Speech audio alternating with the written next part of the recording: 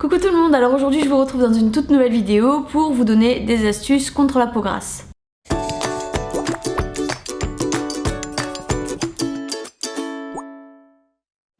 Alors si vous me connaissez ou que vous me suiviez déjà depuis un certain temps, vous n'êtes pas sans savoir que j'ai les glandes sébacées hyperactives. J'ai vraiment une peau qui fabrique énormément de sébum, ce qui me cause des microkystes, parfois de l'acné et surtout des points noirs. Je ne vais pas rentrer dans les détails sur mon acné ou sur l'état de ma peau en général parce que c'est pas vraiment le sujet de la vidéo étant donné que ce sujet à proprement parler est un sujet déjà assez complexe comme ça. Mais par contre, je vais vous parler de quelque chose qui me tient à cœur, c'est que j'ai découvert très récemment grâce à mon oncle une astuce pour me débarrasser de ma peau grasse. Et qui dit une peau moins grasse dit forcément une peau en meilleure santé, avec moins d'imperfections, moins voire plus de points noirs et tout un tas d'avantages qui s'ajoutent à ça. Donc je vais vous présenter deux alternatives de routine que vous pouvez utiliser sur votre peau. Ça reste assez minimaliste et ça va vous aider vraiment selon la gravité de votre type de peau. Alors le produit révolutionnaire, on va dire, que mon oncle m'a fait découvrir, c'est ceci. C'est un hydrolat pur de romarin à verbenone. Donc là vous avez un flacon de 200 ml, ça se garde relativement longtemps quand même, hein, un an. C'est bio et ça coûte 2,50 €. J'ai acheté celui-ci sur... non, j'allais dire sur le site Aromazone, mais en réalité non, vu que je suis allée directement en boutique quand j'étais à Paris. Vous pouvez l'avoir sur le site Aromazone. Si vous voulez avoir un peu de réduction, vous pouvez rentrer cette adresse pour voilà, essayer d'avoir un peu de réduction, c'est le système de parrainage en fait. Et je ne le remercierai jamais assez mon oncle de m'avoir parlé de ce produit parce qu'il est sensationnel et je vais vous expliquer pourquoi. Alors déjà, qu'est-ce que c'est qu'un hydrolat? Un hydrolat, c'est issu de la distillation pour faire les huiles essentielles. Lorsque vous faites les huiles essentielles, vous arrivez à extraire les huiles d'un côté et vous avez un résidu aqueux de l'autre qui est celui-ci. Et c'est cette eau qui va être très faiblement chargée en huile essentielle, mais quand je dis très faiblement, c'est très faiblement, c'est-à-dire que c'est très bien toléré par la peau, vous pouvez même en boire, vous pouvez en mettre dans vos cheveux, peu importe. C'est vraiment pour tout usage. Donc cette eau, personnellement, maintenant, je l'utilise matin et soir en guise de lotion. Je n'ai jamais aimé me mettre des lotions ou des toniques sur le visage parce que j'ai toujours eu cette sensation de peau poisseuse, de peau, un résidu collant, un film désagréable sur le visage qui ne m'a jamais encouragée à utiliser donc des lotions ou des toniques. Là, en l'occurrence, il ne s'agit que d'eau avec un très très faible agent de romarin à l'intérieur. Parfois les choses les plus simples sont les meilleures, ça fait des miracles. Et je suis pas du tout en train de vous mettre de la poudre aux yeux. Quand je vous dis que ça fait des miracles, c'est que ça fait vraiment des miracles. Et l'effet que ça vous procure sur la peau, il est vraiment phénoménal. Je pourrais vous comparer la sensation sur la peau à du dissolvant en fait. Donc attention, hein, c'est qu'une image. Faites bien attention à la façon dont vous allez interpréter mes propos. Quand vous passez par exemple un coton avec du dissolvant sur le dos de la main, vous allez sentir cette sensation de séchage accéléré. Vous voyez, ça sèche très rapidement, vous n'avez plus du tout de sensation de gras, enfin voilà, ça vous dégraisse vraiment en profondeur. Cet hydrolat de romarin vous procure exactement la même sensation sur le visage, c'est-à-dire que moi, la première fois que je l'ai testé, c'était au niveau du front, du nez et des pommettes. J'en ai mis un petit peu sur un pad, donc j'ai simplement retourné la bouteille sur un pad, et je suis passée sur le front, le nez, toutes les zones qui étaient brillantes, et je peux vous garantir que j'ai eu cette sensation de séchage instantané, une peau douce, une peau assouplie. J'avais l'impression d'avoir été nettoyée en profondeur alors qu'en réalité j'avais simplement passé une eau. Vraiment incroyable. Voilà. D'ailleurs, je sais pas si vous arriverez à le lire, c'est marqué que c'est pour peau chargée ou mixte et c'est exactement ça. Donc là je vais vous donner des conseils pour les peaux mixtes, c'est-à-dire les peaux que j'appelle légèrement grasses, et pour les peaux chargées, donc les peaux très grasses. Il y a plusieurs façons de traiter le sébum. Donc déjà l'indispensable, que vous ayez la peau mixte ou que vous ayez la peau chargée comme la mienne,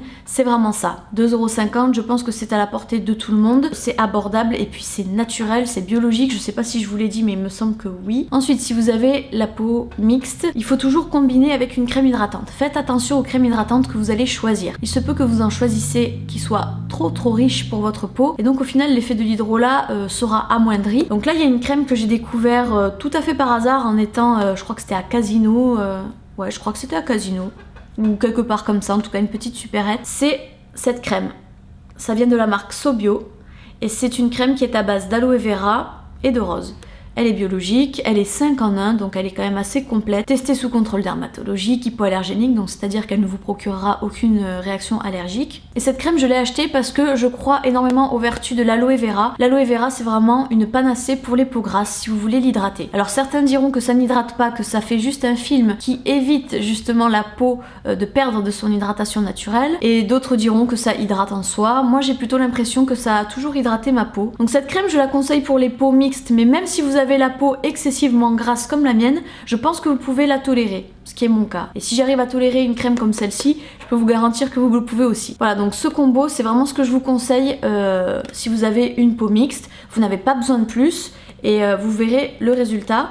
Vous pouvez aussi toujours combiner si jamais vous vous maquillez ou même si vous ne vous maquillez pas. Vous pouvez prendre de la fécule de riz. Donc la fécule de riz c'est un petit peu comme de la maïzena, sauf que la maïzena c'est de la fécule de maïs.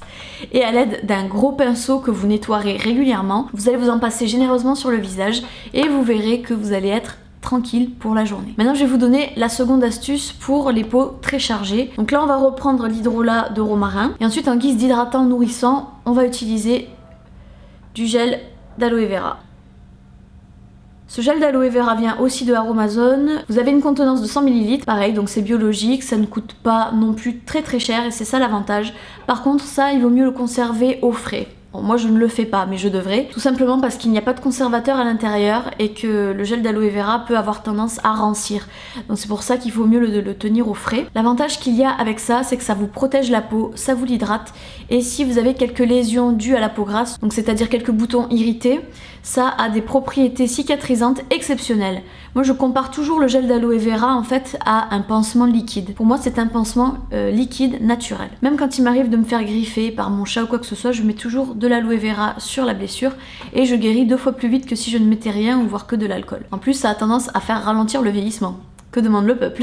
Donc pour les peaux très grasses, ça c'est vraiment le combo que je vous recommande. Et il y a un petit plus si vraiment vous ne supportez pas votre peau ou que vous voulez justement régulariser le fait que vous ayez les glandes sébacées hyperactives. Il s'agit de compléments alimentaires, mais ce sont des compléments alimentaires que vous ne pouvez avoir que sur ordonnance. Et c'est un peu cher, c'est ça le problème, mais par contre c'est radical. C'est ça.